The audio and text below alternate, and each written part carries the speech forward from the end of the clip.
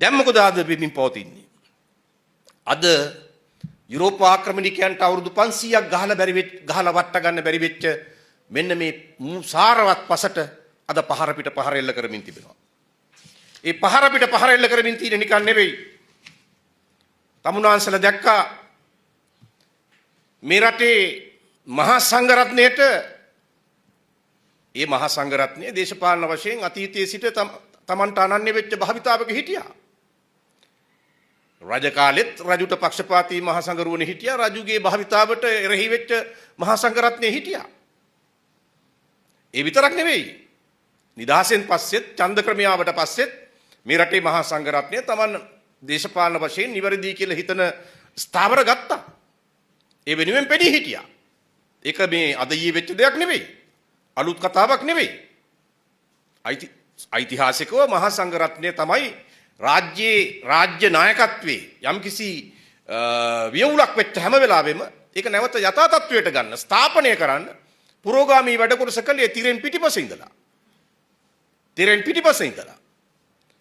සමහර වෙලාවට යටත් විජිත ආක්‍රමණ තියෙන වෙලාවේ යුරෝපා හෝ දකුණු ඉන්දියා ආක්‍රමණ හෝ තියෙන වෙලාවේ ඊට එරෙහිව සටන් වදින නායකයව තෝරලා ඒ නායකයව ඒකට උනන්දු කරවලා ඒ නායකයාගේ පිටිපස්සෙන් ඉඳගෙන උපාය මාර්ගික විශේෂඥයාගේ වැඩ කොටස කළෙත් මහා සංඝරත්නය. මේ අපේ රටේ මහා සංඝරත්නය නිවන් සුව පමණ ප්‍රාර්ථනා කළේ නෑ. මොකද බුදුන් වහන්සේ මේ පූජනීය භූමිය ධර්මයේ වසර 5000කට වඩා රකින්න බාර දීපු භූමියක්. ඒ නිසා මහා සංඝරත්නයට බෑ මේ නිවන් සුව විතරක් හිතාගෙන ඉන්න. බුදුන් වහන්සේට වෙච්ච ඓතිහාසික පොරොන්දුවක් තියෙනවා. බාරගත්තු උරුමයක් තියෙනවා. ඒක රකින්න නම් අන්නර රාජ්‍යත්වයේ වෙන වියවුලක් විසඳන්න ඕන. ඒක ඔහේ ඕන දෙයක් වෙච්චාවේ අපි යනවා නිවන් දකින්න කියලා ඉන්න බෑ. ඒ නිසා තමයි මහා සංඝරත්නයට මේ රටේ උරුම වුණේ. මේ බුදුන් වහන්සේ බාර දීපු වසර 5000ක් කල් මේ තේරවාදී ධර්ම ආරක්ෂා කරන්න බාර දීපු පොළවේ අපිට ඒ වගකීමක් තියෙනවා. ධර්මානුකූලව නිවන් මඟ යනවා වගේම මේ වගකීමත් අපිට තියෙනවා. ඒකත් නිවනට හේතු වෙනවා. ඒ නිසා තමයි ඇතම් කාලවල භික්ෂුන් වහන්සේ සිවුර ඉවත් කරලා යුද්ධයට ගිහිල්ලා මහා රණකාමීව සතුරා පරද්දලා නැවත සිවුර දාගෙන මේ රටේ ශාසන ජීවිතයට කටයුතු කළේ. පහුගිය හමුදාවෙත් ඉන්නවා. අපි ඕනතරම් දැකලා තියෙනවා, අහලා තියෙනවා. කොමාන්ඩෝ බලකාය ඉන්නවා. යුද්ධෙට ගියා, සටන කරා. යුද්ධය ඉවර වුණාට පස්සේ ඉවත් වුණා. ශාසනයට ආවා. දැන් පැවිදිව ඊටාම අධ්‍යාත්මික ජීවිතේ ප්‍රගුණ කරමින් කටයුතු කරනවා. ඒ ගුණය ඒක තමයි සතුරෙක් එක්ක සටන් කරට ගියෙත් මේ උගෙන් පන්න පලි ගන්න නෙමෙයි. ඊට පස්සේ ඌ ගැනම හිතේ තින්න නෙමෙයි. තමන්ගේ ධර්මානුකූල ආධ්‍යාත්මික ජීවිතය. ඒකට බාධාවක් මේ සතුරු භාවිතාව. මුලින් ඒකෙන් බේරෙන්න ඕන. ඒකෙන් බේරුණාට පස්සේ නැවත තමන්ගේ ආධ්‍යාත්මික සුවය සොයන ගමන. ඒක තමයි අපේ උරුමය. මේ පොළොවේ බෞද්ධ භික්ෂුන් වහන්සේගේ උරුමය. ගිහියන්ගේ උරුමය. දැන් මොකද වෙලා තියෙන්නේ? සුද්ධ දැනගත්තා. දැන් විශේෂයෙන්ම අපේ රට බෙදන්න සටන් විරාම ගිවිසුමක් නෝර්වේ කාර්ය අරන් ආපු වෙලාවේ තමයි සුඩානයේ බෙදන්න සාමක්‍රියාදාමයක් එහෙ පටන් ගත්තේ.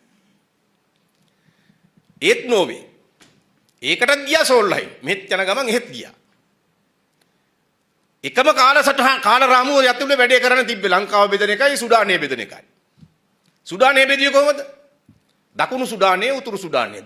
එක කොටසක් කතෝලික සුඩානයේ අනිත් කොටස ඉස්ලාම් සුඩානයේ. මේ ආගමක් පෙන්වුවේ නැහැ. හැබැයි යටින් ඒක ඇත්තට මෙහෙම කතාවකුත් තියෙනවා. මේ දෙමළ ඊළම සිංහල ලංකාව. මෙහෙ බෙදන්න ගියේ එහෙම ජාතිකත්වය අනන්‍යතාවය අනුව.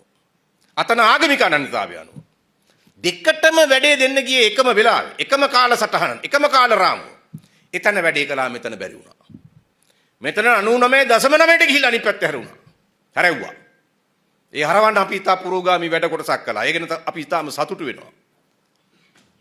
එදා අපි හිටපු පක්ෂෙත් අපි ඒ සඳහා මෙහෙව්වා. අද කෙසේ වෙතත්. දැන් ඒ බැරි උනේ සුඩානේ බෙදුවනේ. බෙදලා තාමත් බෙදලා රටවල් දෙකක් ඒත් මරා ගන්නවානේ. ඒකේ තෙල් සම්පත ඔක්කොම ගෙනියනවානේ බටහිර රටවල් කොල්ලකාගෙන. ඛනිජ සම්පත් ඔක්කොම අරන් යනවානේ. දකුණු සුඩානේ කියලා වෙනම රටකුයි උතුරු සුඩානේ කියලා වෙනම රටකුයි හැදුණානේ. මෙතන බැරි වුණානේ. බැරි වුණේ ඇයි? බැරි වුණේ ඇයි? ඒගොල්ලෝ හෙව්වයි බැරි වුණේ කියලා. සාධක ගොඩක් හොයාගත්තා. එක සාධකයක් තමයි මහා සංඝරත්නය. ඒක බෙදලා දුර්වල කරන්න බැරි වීම.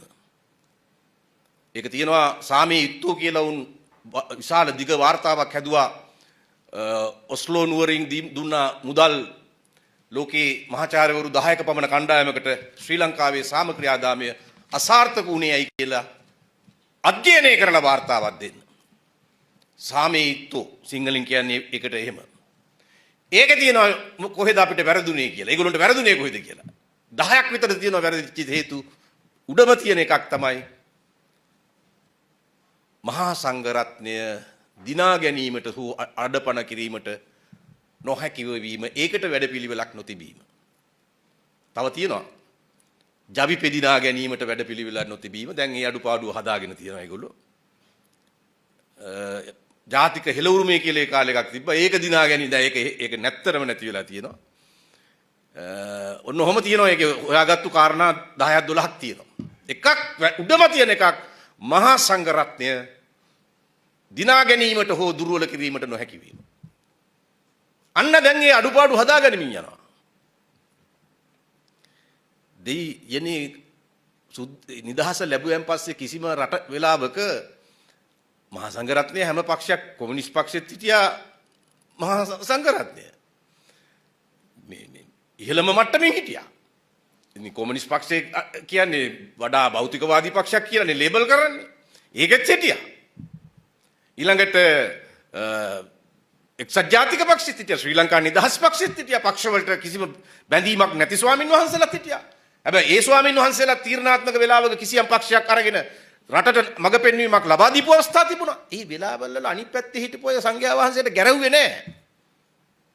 කස්සප කියලා නමින් කතා කළේ නැහැ. වනචාර්ය කිව්වේ නැහැ. ඒක විවසා වැදෑරුවා. ඒක තමයි බෞද්ධ ශික්ෂණය. Tamanට විරුද්ධ වෙන මතයක් දරුවේ කියලා භික්ෂුවට ගරහන්න ගියේ නැහැ. එහෙම අත්දැකීමක් අපේ රටේ තිබුණේ නැහැ. දැන් මොකද්ද වෙන්නේ? දැන් අන්න නෝර්වේ අර සාමී යුක්තෝ කියන වාර්තාවේ තිබිච්ච ප්‍රධාන කාරණේ භික්ෂු සංස්ථාව ආගමික සංස්ථාව වට්ටන්න භික්ෂුවගේ ප්‍රතිරූපේ නැත්තටම නැති කරලා මේ රට ඊටාම තීරණාත්මක විදියට බිඳවට්ටන්න. ආන්නේ තව මෙහුම් ගොඩක් අතරේ ඒ මෙහුම කරගෙන යනවා. මේ මෙහුම යන්නේ ආණ්ඩුවේ සම්පූර්ණ අනුග්‍රහයෙන්. දැන් මේක වෙනවා කියලා මිනිසුන්ට තේරෙනකොට එකපාරට පටන් ගන්නවා මොකද්ද සාමණේර භික්ෂුන් වහන්සේලාගේ ගෙවල් වල මොනවාද මේ ගෙවල් නැත්තම් හදලා දෙන්නේ. පුදුම එකපාරට පුදුම දුකක් පහළ වුණා ශාසනය ගැන.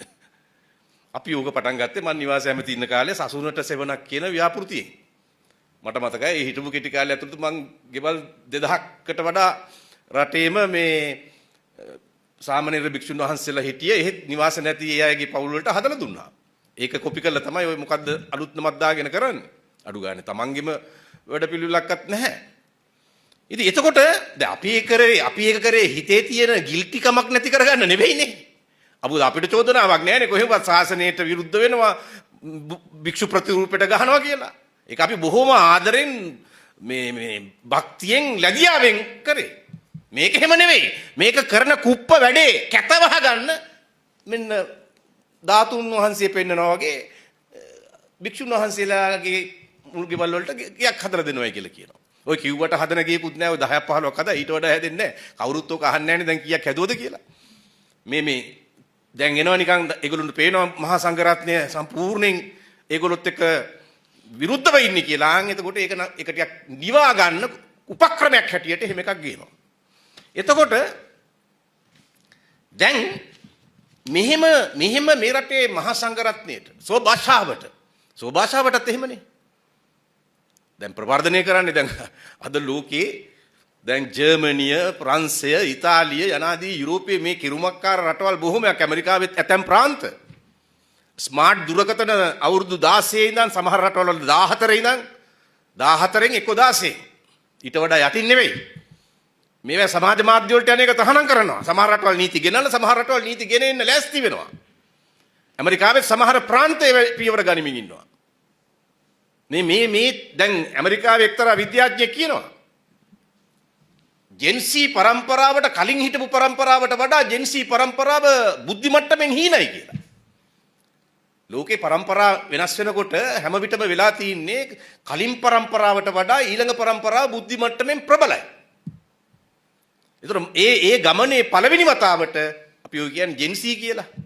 ජෙන්සී කියන පරම්පරාව ගැන ඇමරිකානු විද්‍යාඥයා කියනවා ඒගොල්ලන්ට කලින් පරම්පරාවට වඩා ඒගොල්ලෝ බුද්ධි මට්ටමින් හීනයි කියලා. හේතුව මොකද? හේතුව කියලා කියනවා මේ තාක්ෂණික මෙබලම් වලට පහළ වීම.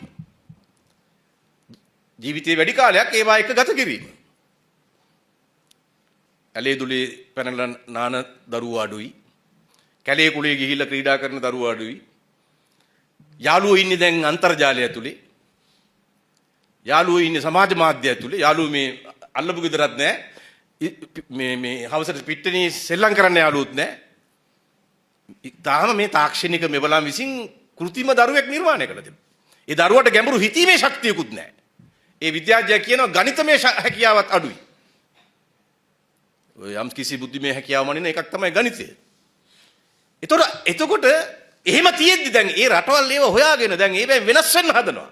මේ අපේ අය ස්මාර්ට් පන්ති කාමර ගැන දැන් ඔය පින්ලන්තේ වගේ රටවල් දැන් ස්මාර්ට් පන්ති කාමර අයින් කරලා ආයි මේ අර නෝට්බුක් එක අරගෙන ලියන වැඩේට දරුවෝ දානවා. ඒ ලියනකොට මොලේ හැකියාව දියුණු වෙනවා.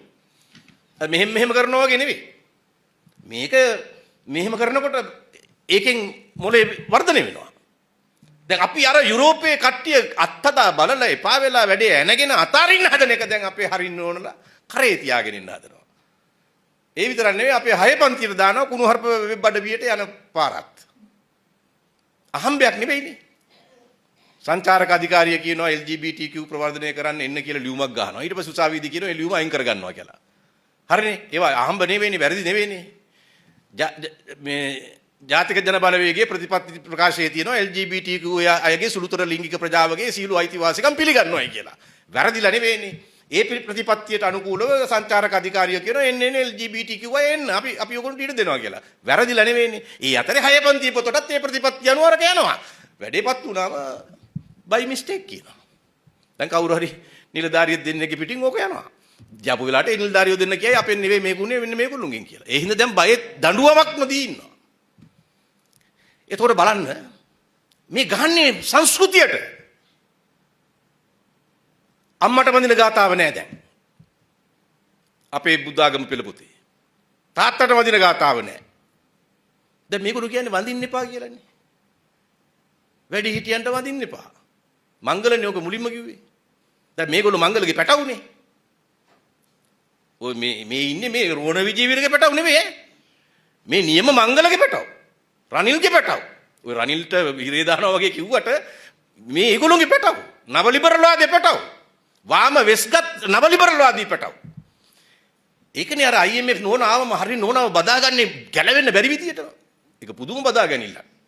දැන් කියන්න පුළුවන් බලන්නකො ලෝකේ තියෙන පිළිගැනීම එහෙමනේ පුංචි කට්ටිය සතුටු වෙන්නේ.